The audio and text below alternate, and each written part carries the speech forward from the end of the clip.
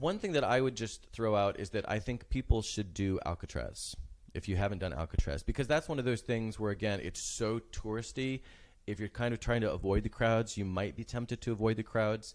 But you know, I've done their audio tour 2 or 3 times in the 20 years that I've been here, and usually I just send people now, but sometimes I'll still go out because you're in the cell where the person who is narrating the audio tour was the person who was in that cell. And I just found that, never mind the boat trip out there, never mind the views from out there.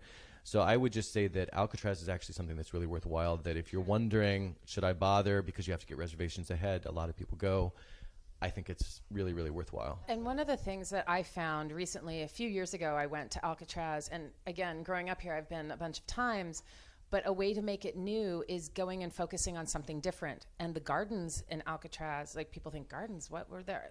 You had families of the prison keepers, you had the prisoners themselves working on these beautiful gardens, and they didn't have a whole lot of water source.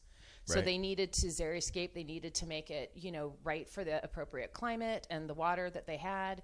And so some of those plants are, heritage plants from that time. Yep. And Yep. anything that is added is based on photos and things that they have from the time to make sure that you get a sense of what it was like. Interesting. I don't know that I've been exposed to the garden, so I will have to check that out the next time.